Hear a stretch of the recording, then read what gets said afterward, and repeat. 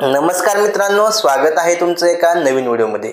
मित्रांनो, आपण महिलांसाठी व बालकांसाठी 18 अशा योजनांची माहिती घेऊन आलो आहोत की ज्या योजना आहेत खूप महत्त्वाच्या। मित्रांनो, व्हिडिओ थोडा मोठा होणार आहे, परंतु व्हिडिओ शेवटपर्यंत पहा, तुम्हाला अत्यंत उपयुक्त माहिती मिळणार आहे। व अशाच महत्त्वपूर्ण अपडेट्स जाणून घेण्यासाठी आपल्या मराठी टेली यूट्यूब चॅनलला सबस्क्राइब करायला विसरू नका।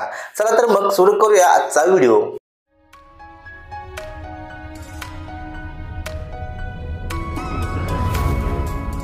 पहिली योजना आहे बलात्कार पीडित, लैंगिक शोषण पीडित बालक आणि हल्ला पीडितांकरिता मनोधैर्य योजना। बलात्कार आणि ॲसिड हल्ल्यात पीडित महिला व बालके यांच्या पुनर्वसनासाठी आर्थिक सहाय्य पुरवणे यासाठी महाराष्ट्र शासनाकडून मनोधैर्य योजना राबवण्यात आलेली आहे। बलात्कार आणि हल्ला पीडितांना झालेल्या मानसिक आघातातून सावरणे सर्वात महत्त्वाचे असते।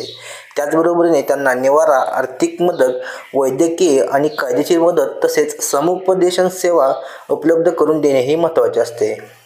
हे लक्षात घेऊन राज्यातील महिला आणि बाल विकास विभागाने मनोधैर्य योजनेची अंमलबजावणी करीत आहे। याद्वारे पीडितांना 1 लाख रुपयाची आणि विशेष प्रकरणांमध्ये 10 लाख रुपयांची आर्थिक मदत देण्यात येते। पीडितांचे आणि त्यांच्यावर अवलंबून असणाऱ्यांचे पुनर्वसन करण्यासाठी आवश्यक असा निवारा, समुपदेशन, वैद्यकीय आणि कायदेशीर मदत, शिक्षण आणि व्यावसायिक प्रशिक्षण दिले जाते। माननीय उच्च न्यायालय निर्देशानुसार योजनेच्या आर्थिक निकषामध्ये बदल करून सुधारित मनोधैर्य योजना लागू करण्यात आली आहे। आता यामध्ये सिंगल विंडो सिस्टीम लागू करण्यात आली आहे। या योजनेअंतर्गत अर्ज स्वीकारण्यापासून ते आर्थिक सहाय्य पुरवणे याबाबतची सर्व प्रक्रिया राज्य किंवा जिल्हा विधिक सेवा प्राधिकरण यांना हस्तांतरित करण्यात आली आहे। ITPA अधिनियम अंतर्गत मुलींचा समावेश सुधारित योजनांमध्ये ITPA अधिनियमांतर्गत सुटका करण्यात आलेल्या मुलींना हे सहाय्य करण्यात येते। आता दुसरी योजना आहे माझी कन्या भाग्यश्री योजना। 1 ऑगस्ट 2017 पासून महिला आणि बाल विकास महाराष्ट्र शासनातर्फे सर्वप्रथम माझी कन्या भाग्यश्री योजनेची अंमलबजावणी सुरू झाली आहे। या योजनेअंतर्गत शासन खालीलप्रमाणे आर्थिक सहाय्य प्रदान करेल। या योजनेची जी काही प्रमुख वैशिष्ट्ये आहेत ती पुढीलप्रमाणे आहेत। एक मुलगी असेल तर 18 वर्ष कालावधीकरिता 50,000 रुपये, 2 मुली असतील तर प्रत्येक मुलीच्या नावे 25,000 रुपये आणि 7.5 लाख रुपयापर्यंत मासिक उत्पन्न असलेल्या कुटुंबांना आणि फक्त कुटुंब नियोजन प्रमाणपत्र सादर केल्यानंतर लाभ मिळतो। प्रत्येक 6 वर्षानंतर कुटुंब जमा व्याज काढून घेऊ शकते। मुदत ठेवीच्या निर्मितीसाठी रुपये 20 कोटी आणि रुपये 14 कोटी वितरित करण्यात आले आहेत। आता तिसरी योजना आहे एकात्मिक बाल विकास सेवा योजना। ICDS हा भारत सरकारने पुढाकार घेऊन सुरू केलेल्या उपक्रमांपैकी एक असून राज्यातील महिला व बाल विकास विभागामार्फत कार्यान्वित करण्यात येतो। ICDS लहान बालकांना पोषण आहार, आरोग्य निगा आणि शालापूर्व शिक्षण सेवा संकलित स्वरूपात पुरवू इच्छिते। लहान बालकांच्या आरोग्य आणि पोषणाच्या समस्या त्याच्या किंवा तिच्या मातेचा विचार न करता सोडवता येणे शक्य नाही आणि म्हणूनच या उपक्रमाची व्याप्ती किशोरावस्थेतील मुली, गर्भवती महिला आणि स्तनदा यांच्यापर्यंत विस्तारण्यात आली आहे। ICDS उपक्रम मुलांना आणि मातांना त्यांच्या गावात किंवा वार्डात सर्व पायाभूत आवश्यक सेवा एकत्रितपणे पुरवू इच्छिते। ही योजना शहरी झोपडपट्ट्यामधून आणि ग्रामीण तसेच आदिवासी विभागातून टप्प्याटप्प्याने विस्तारली आहे। राज्यात ICDS उपक्रमाचे एकूण 553 प्रकल्प कार्यरत असून 364 ग्रामीण, 85 आदिवासी विभागात आणि 104 शहरी झोपडपट्ट्यांमध्ये आहेत।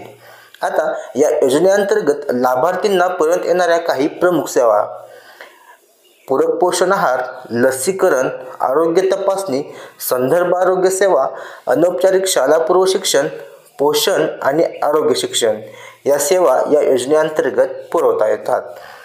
आता पुढची जी योजना आहे ती बेटी बचाव आणि बेटी पढाव ही योजना आहे, ज्यातील बालक लिंग गुणोत्तर वृद्धिंगत करण्याच्या प्रमुख उद्देशाने राज्याच्या महिला आणि बालक विकास विभागाने केंद्र शासनाची बेटी बचाव बेटी पढाओ योजना बीड, जळगाव, अहमदनगर, बुलढाणा, औरंगाबाद, वाशिम, कोल्हापूर, उस्मानाबाद, सांगली आणि जालना या 10 जिल्ह्यांमध्ये कार्यान्वित केली आहे.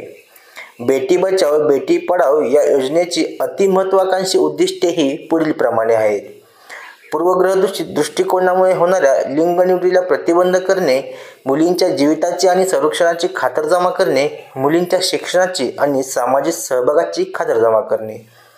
आता दिनांक 15 जून 2016 पासून हिंगोली, सोलापूर, पुणे, परभणी, नाशिक, लातूर या अतिरिक्त जिल्ह्याचा समावेश सदर योजनेत करण्यात आला आहे. शासन निर्णय दिनांक 6 ऑगस्ट 2018 नुसार उर्वरित 19 जिल्ह्यात सदर योजना राबवण्यात आलेली आहे. देशात महाराष्ट्र हे असे राज्य आहे की त्यामधील जळगाव आणि उस्मानाबाद जिल्ह्यांना प्रभावी समुदाय प्रतिबद्धता, प्रसूतीपूर्व लिंग निदान, परिरक्षण, पूर्वसंकल्पनेची अंमलबजावणी तसेच मुलींना बाल शिक्षणात सक्षम बनवणे या क्षेत्रात उल्लेखनीय कार्याबद्दल विशेष पुरस्काराने माननीय मंत्री महिला व बाल विकास मंत्रालय यांच्या हस्ते दिनांक 24 जानेवारी 2017 रोजी राष्ट्रीय बालिका दिवशी सन्मानित करण्यात आले आहे. आता पुढची जी योजना आहे ती बाल संगोपन संस्था. महिला आणि बाल विकास विभागाला जाणीव आहे की बालकांचे संरक्षण म्हणजेच बालकांना असलेल्या संभाव्य, वास्तविक वा जीविताच्या तसेच व्यक्ती आणि बाळाला असलेल्या धोक्यापासून रक्षण करणे, कोणत्याही प्रकारे नुकसान होऊ नये म्हणून मुलांचा दुबळेपणा कमी करणे आणि एकही मूल सामाजिक सुरक्षा कवचाच्या बाहेर जाणार नाही याची काळजी घेणे.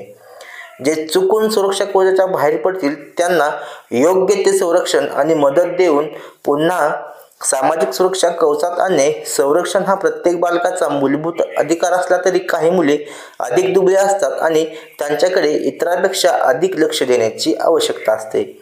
या मुलांना सुरक्षित वातावरण पुरवण्याबरोबरच इतर मुले देखील सुरक्षित राहतील याची खातरजमा करणे आवश्यक आहे. याचे कारण असे की बालकांच्या इतर सर्व अधिकारांशी बाल संरक्षण हा अधिकार संलग्न आहे.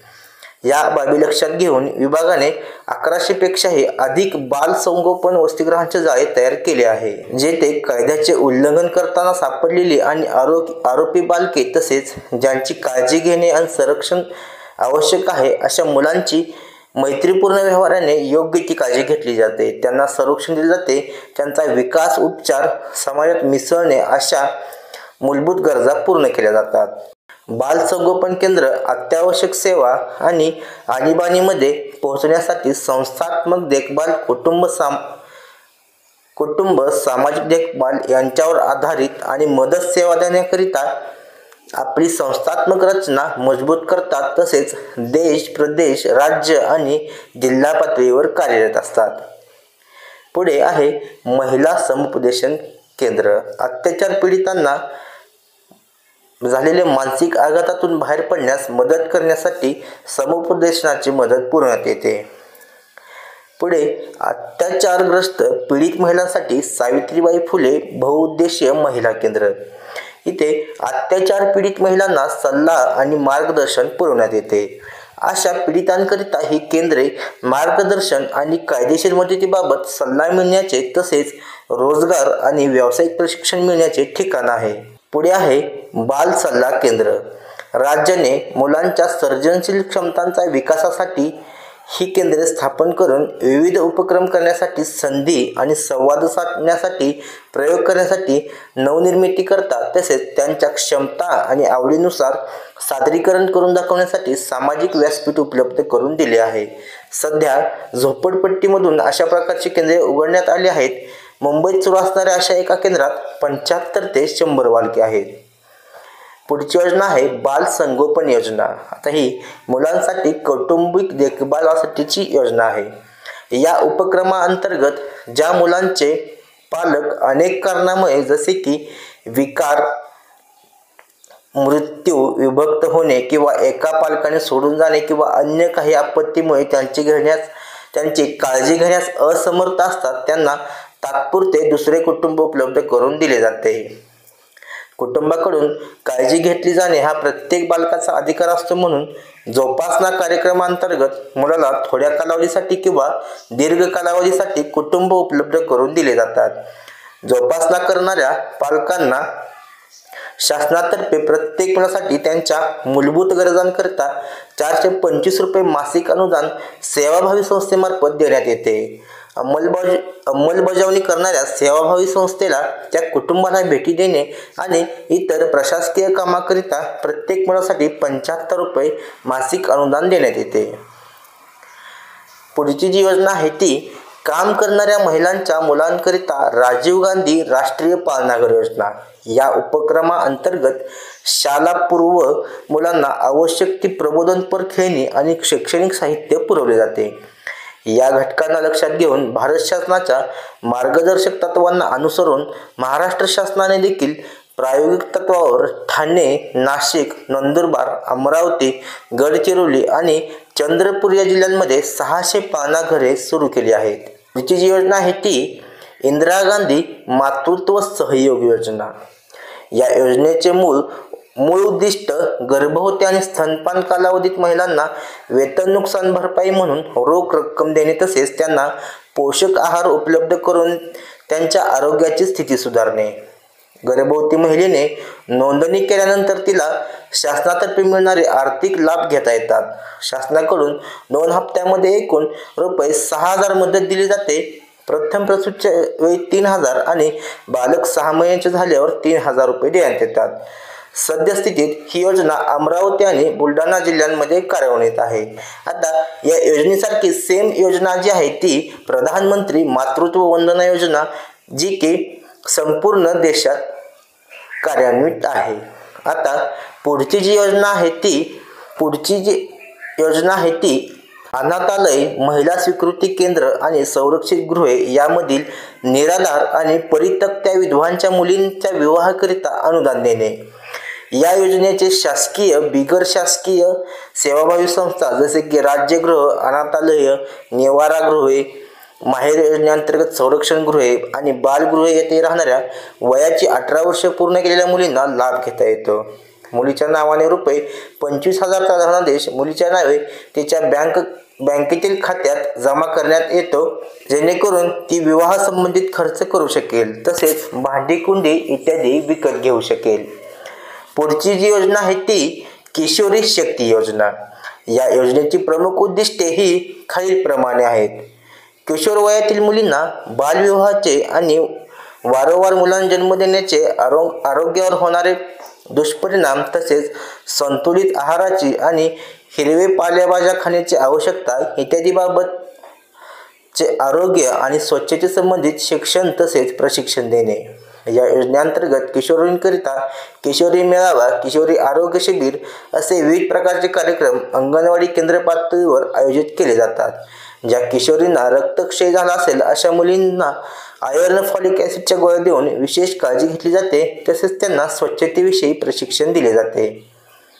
सद्यस्थितीत ही योजना अहमदनगर, अकोला, औरंगाबाद, भंडारा, चंद्रपूर, धुळे, हिंगोली, जळगाव, जालना, लातूर, नंदुरबार, उस्मानाबाद, परभणी, पुणे, रायगड, रत्नागिरी, सांगली, सिंधुदुर्ग, सोलापूर, ठाणे, वर्धा, वाशिम, यवतमाळ या 23 जिल्ह्यांमध्ये सुरू आहे.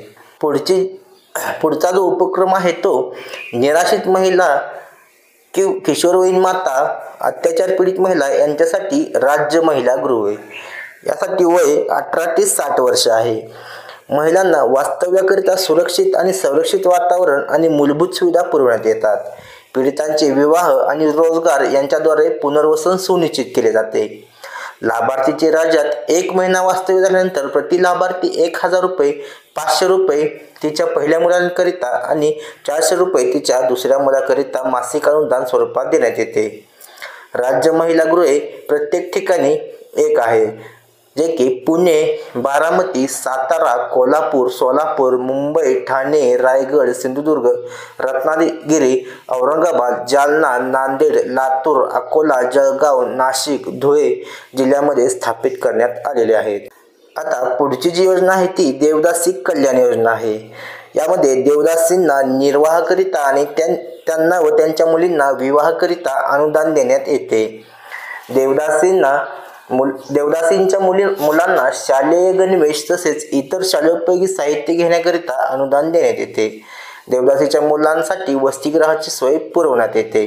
पुढचा उपक्रम आहे निराश्रित महिलांसाठी आधारगृहे। आधारगृहे सुरक्षित वातावरणात पुरवण्यात येतात।